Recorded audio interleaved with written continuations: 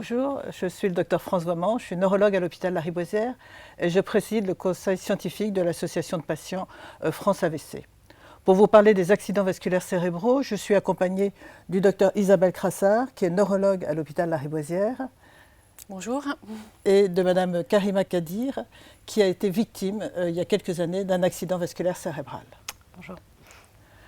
Alors, l'accident vasculaire cérébral, c'est une pathologie extrêmement fréquente.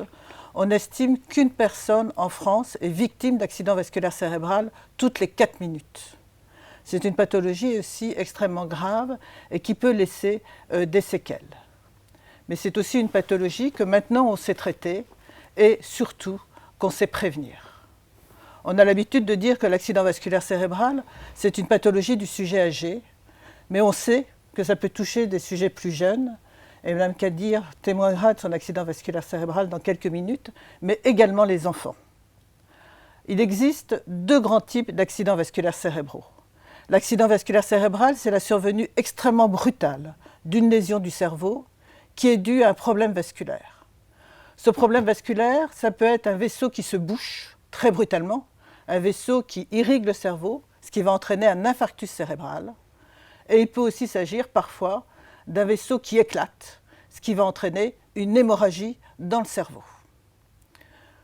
Les symptômes de ces accidents vasculaires cérébraux, Isabelle, tu veux bien nous les rappeler? Oui. Alors, les symptômes de l'AVC, que ce soit infarctus cérébral ou hémorragie cérébrale, sont caractérisés par la survenue brutale d'une paralysie. Alors, il peut s'agir d'une paralysie du visage. Le visage apparaît dévié, déformé.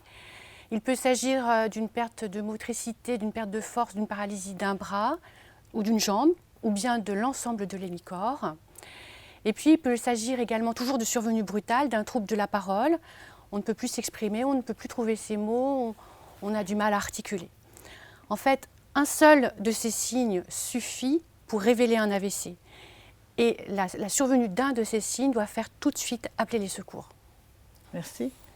Vous pouvez nous expliquer quels ont été les symptômes de votre accident vasculaire cérebral? Oui, tout à fait. Si c'était un infarctus, si c'était une hémorragie? Alors, c'était un infarctus. Et en fait, quelques heures avant l'accident, je commençais à avoir des maux de tête. Donc, des maux de tête assez localisés, assez particuliers. Ça ne m'a pas empêché de sortir. Et en fait, tout d'un coup, de manière très brutale, du coup, je sentais plus mes membres, j'arrivais plus à parler et je ne pouvais plus tenir debout en fait. Donc j'ai dû m'asseoir et je comprenais pas ce qui se passait. Et en fait, ce qui est important de retenir, c'est que des maux de tête qui provoquent un affaiblissement du corps de manière très brutale sont alarmants et méritent qu'on prenne vraiment au sérieux ce qui est en train de se passer. Voilà. Alors, ce qu'il faut savoir, c'est que les symptômes, que les maux de tête ne sont pas constants dans l'accident vasculaire cérébral.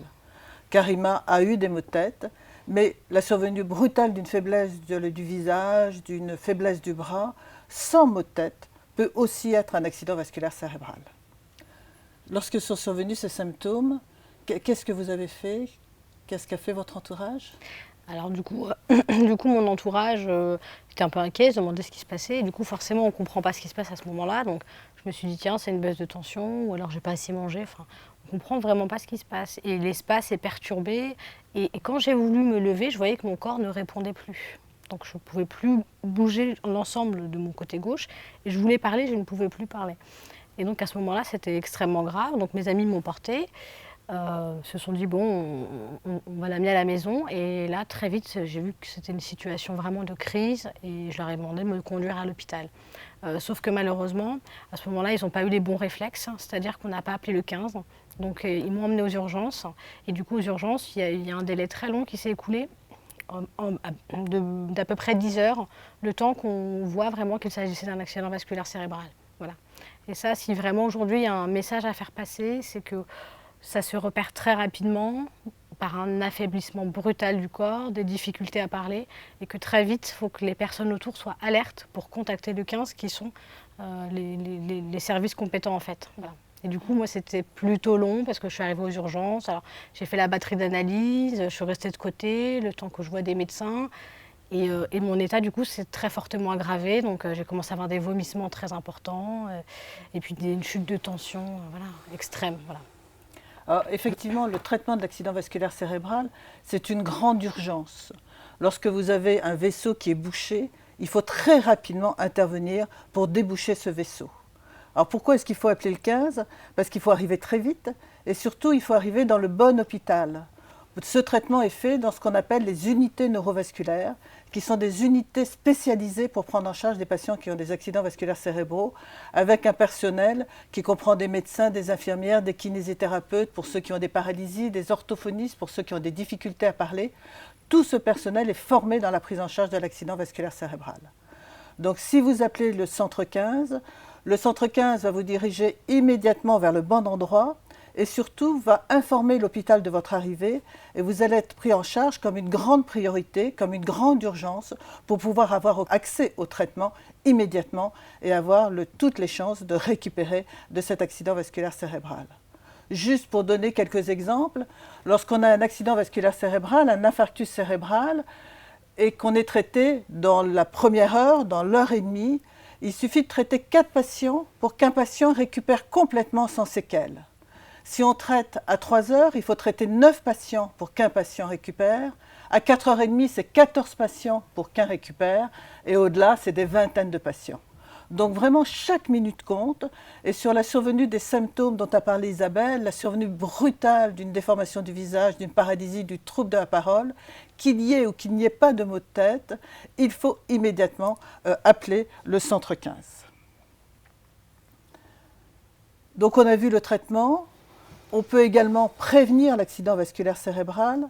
Isabelle, tu peux nous rappeler quels sont les facteurs qui favorisent la survenue de l'accident vasculaire cérébral ? Oui, alors on sait que le principal facteur de risque des AVC, c'est l'hypertension artérielle. L'hypertension artérielle multiplie par 4 le risque d'infarctus cérébral et par 8 le risque d'hémorragie cérébrale. Et on sait aussi que faire baisser la pression artérielle diminue le risque d'AVC et diminue le risque de récidive d'AVC, globalement de 40%. Donc il est primordial de savoir si on est hypertendu et de traiter cette hypertension. Il y a d'autres facteurs de risque qui sont directement liés à notre mode de vie, par exemple le tabagisme, une alimentation trop riche qui peut entraîner une surcharge abdominale, enfin une obésité abdominale ou plus diffuse, la consommation excessive d'alcool ou encore le manque d'activité physique. Et donc alors respecter certaines règles d'hygiène de vie permet également de diminuer le risque d'AVC.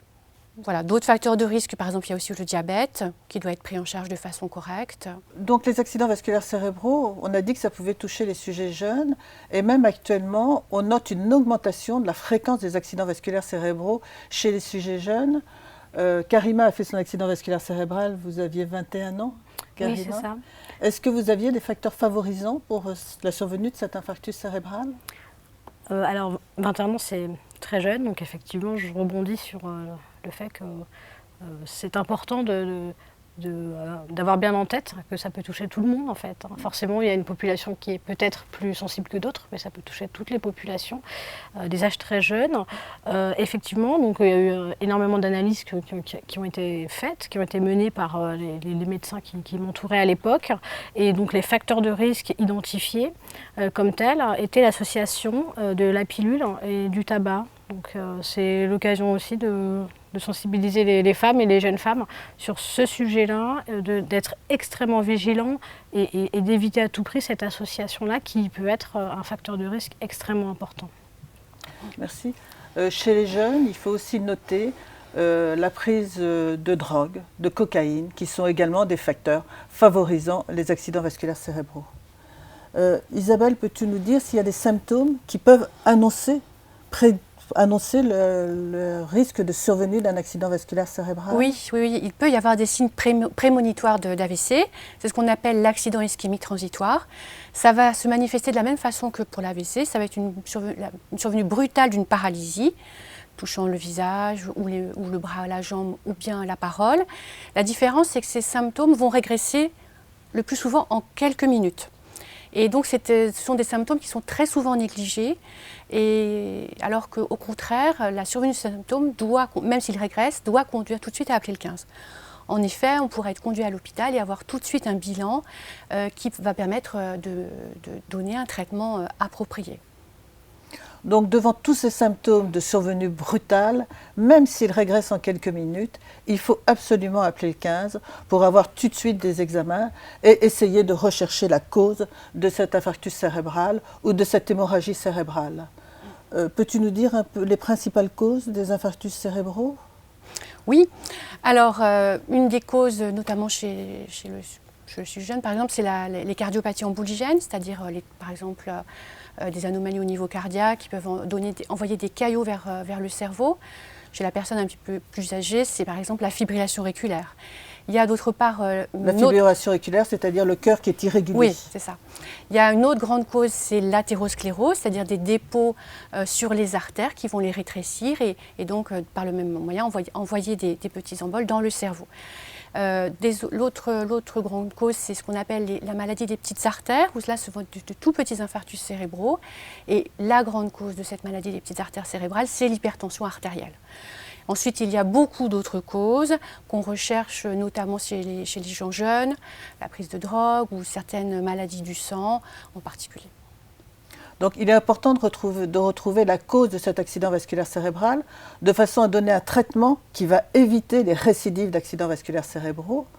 Donc le traitement, il va être en fonction de la cause. Ça va être un traitement de la maladie cardiaque, ça va être un traitement de l'athérome sur les carotides, mais c'est toujours la prise en charge des facteurs de risque. Donc traiter l'hypertension artérielle si elle existe, traiter le diabète s'il existe, arrêter le tabac, arrêter la consommation d'alcool si elle est importante, faire de l'exercice, bouger, manger. Pour terminer, je vais peut-être laisser la parole à Karima pour nous dire aussi après l'AVC. Oui, merci. Qu'est-ce qu'il en est? Je vous laisse conclure. De me donner la parole. Donc après l'AVC, il y a un long chemin qui est celui de la rééducation, qui est celui de réapprendre un certain nombre de choses. Voilà, il y a aussi des belles choses après, donc voilà, c'est un message aussi voilà, d'espoir que j'ai envie de donner, parce que voilà, la récupération est longue mais possible sur de nombreux sujets. Et après l'AVC, j'ai décidé de rejoindre l'association de patients de France AVC en tant que bénévole, donc pour pouvoir justement être active sur ce sujet. Donc il y a un certain nombre d'animations et d'actions que nous essayons de mettre en place, en particulier l'aide aux patients et à leurs familles, du soutien, organiser un certain nombre d'actions et d'activités, des groupes de parole, des activités de chant, de dessin, d'écriture, et aussi contribuer à aider la recherche sur le sujet. Alors, en ce qui concerne la recherche, Isabelle, quelles sont les pistes actuellement pour les accidents vasculaires cérébraux ? Alors, les pistes sont tout d'abord vers la recherche de nouvelles molécules pour la phase aiguë, pour la prise en charge des infarctus et des hémorragies cérébrales, puisqu'il n'y a pas de traitement médicamenteux. Pour les infarctus cérébraux, la recherche se porte actuellement beaucoup sur un traitement par voie locale, c'est-à-dire qu'on va monter un petit cathéter jusqu'au caillot qui bouche l'artère et on va tenter de l'enlever, soit par un petit lasso, soit par un petit bouchon, qui permettra d'extraire directement le caillot pour restaurer le flux plus rapidement que par voie médicamenteuse ou en complément. Et puis on espère aussi identifier de nouvelles molécules pour améliorer la récupération et permettre une meilleure qualité de vie au décours de l'AVC. Merci beaucoup. Pour terminer, on vous propose de vous passer un tout petit film qui a été fait par la Société française neurovasculaire et par l'association de patients qui va vous rappeler en images les principaux symptômes de l'accident vasculaire cérébral et la conduite à tenir qui est appeler le 15.